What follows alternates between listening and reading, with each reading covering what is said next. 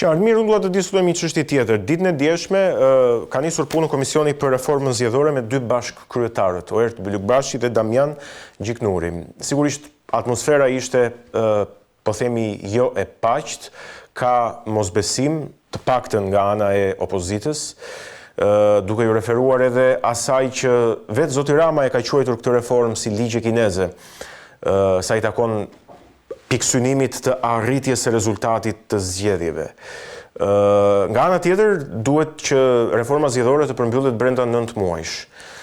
A do të prodhoj këtë diçka, një garanci për zgjedhjet, apo zgjedhjet do të vijojnë të jenë ashtu siç kanë qenë, po themi?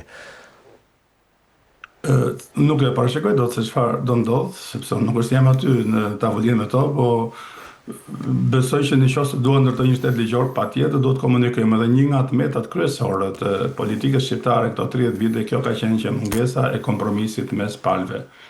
Me siguri që duhet ulen, duhet të bisedojmë me njëri tjetrin, sepse aty nuk kemi dërguar, nuk e marrë rrogën sa e marrin dhe privilegje që kanë për të uzënë me njëri tjetrin dhe secili të marrë përfitimin e tij si parti ose personal, por duhet bisedojmë me njëri tjetrin. Se si do arrin, nuk e parashikoj dot faktikisht, por një gjë është e sigurt që duhet të bashkohen, duhet të gjejnë një mendim për të përgjigjer një kompromis që në fundit që të depolitizohet komisioni zgjedhor, sipas mendimit tim, votat duhet të numërohen në vendin e votimit, një lloj kështu edhe në Gjermani kështu bën në vendin e votimit dhe për pak minuta del rezultati.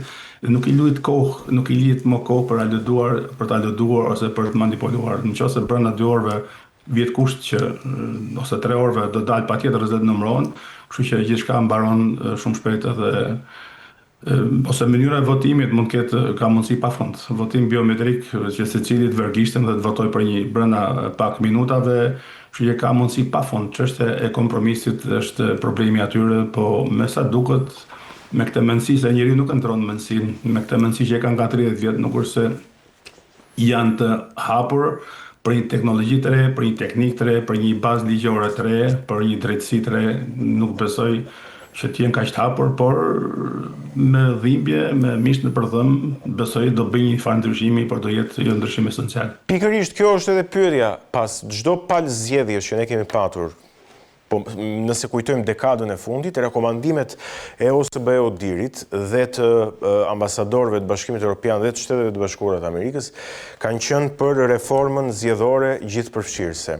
Janë bërë her pas here përpjekje, megjithatë zgjedhjet në terren nuk është, pra organizimi dhe menaxhimi i zgjedhjeve në terren ka përsëritur të njëjtat problematika, që do të thotë që sa të mundshme janë këto problematika të zgjidhen për të ardhmen, apo të gjitha këto janë thjesht formalitete. Ata paguajnë aq sa paguajnë sipas asaj që the ti për formalitete fatkeqësisht.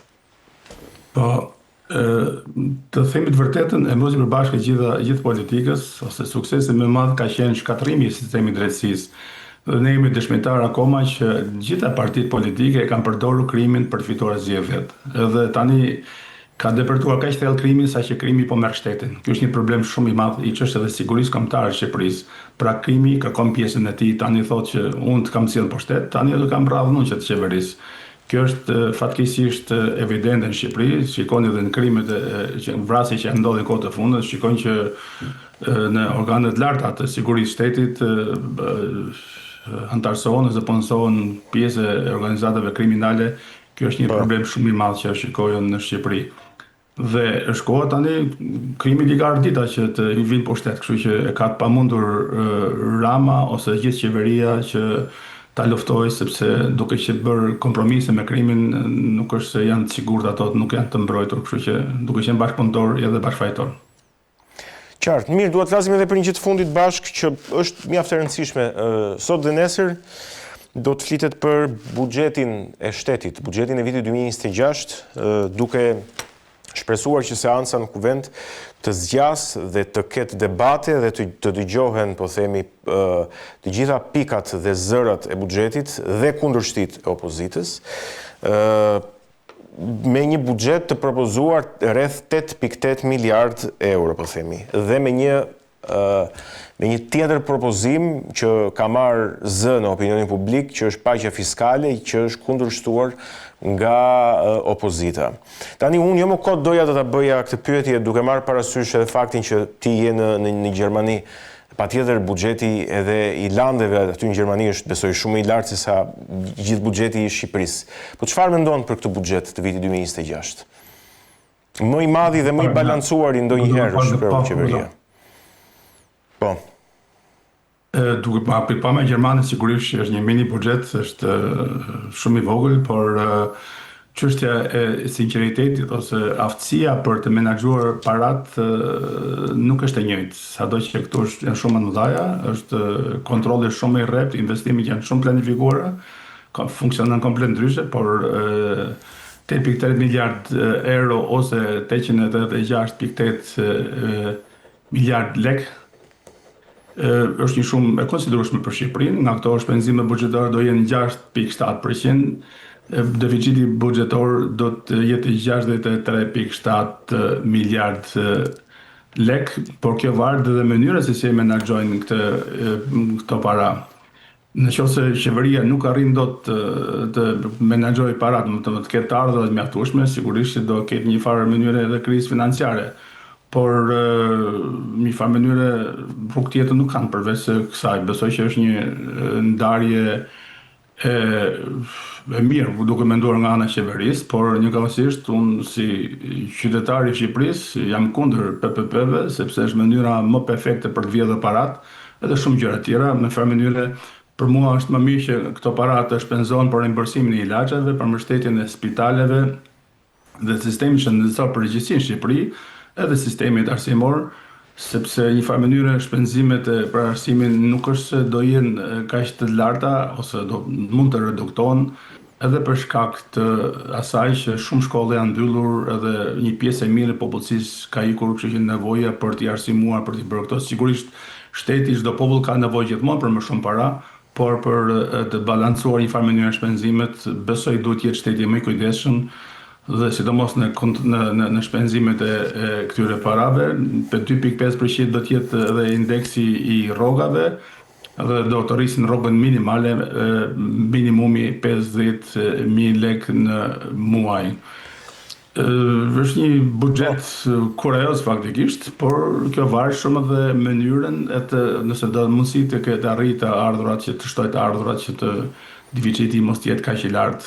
Kështu që do e lëm kohës, por besoj që edhe socialistët nuk janë të lumtur me këtë qeveri, me këtë situatë politike që kanë, dhe korrupsioni është galopant, kështu që thjesht duke kursyer nga korrupsioni Shqipëria do merrte frym më lirshëm, por mendoj që edhe do të ketë shumë deputet të ndershëm socialistë që me mish në përdhëm mirajtojnë buxhetin, por sigurisht demokratit janë kundër, është drejtë e tyre këtë normale që do kundërshtojnë, sepse jo vetëm demokratët, jo vetëm opozita, por e gjithë Shqipëria shikon që parat e shqiptarëve po vjedhen, po keq përdoren. Ju shikoni skandal pas skandali, kështu që 50 miliard vjedhje nuk është asgjë.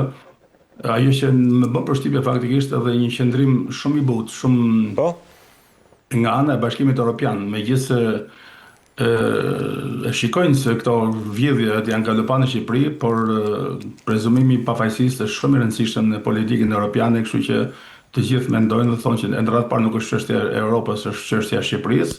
Dhe në radhë dytë le të akuzohet për miliona euro, përdesa nuk ka një vendim të formës për nga gjykata, le të bëjnë shqiptarët çfarë të duan. Pra shqiptarët e dinë shumë mirë që po vjedhen, edhe është kemi edhe zgjedhjet e fundit që u bën për zgjedhjet lokale, e kemi parë që pjesëmarrja ishte skandaloze, ishte 18.4%.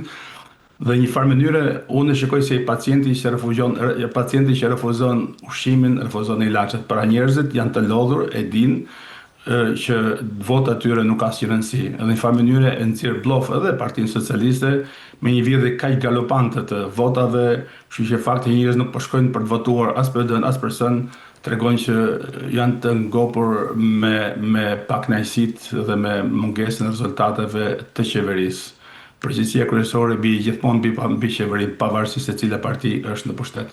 Pra, ideja për t'u rikthyer buxhetit, se kemi dëgjuar zotin Rama edhe për rritjen e çdo muajshme, po themi duke filluar nga viti 2026 të pensioneve, për rrogën mesatare, për pensionin minimal, shifra të cilat këto për nivelin ku është Shqipëria duken, po themi, barë buxhetore. Po problemi këtu nuk kanë qenë buxheti dhe mungesa e parave, por menaxhimi i tyre, apo jo? Sigurisht, këtë unë mundova të shpreh që menaxhimi i buxhetit, unë jam kundër PPP-ve, se është forma më perfekte për të vjedhur parat, dhe me sa duket nuk e kanë problem fare menaxhimin, menaxhim skandaloz, kështu që për kaq kohë sa kanë votën e pas kanë marrë që të vjedhin, kështu që jo të qeverisin Shqipërinë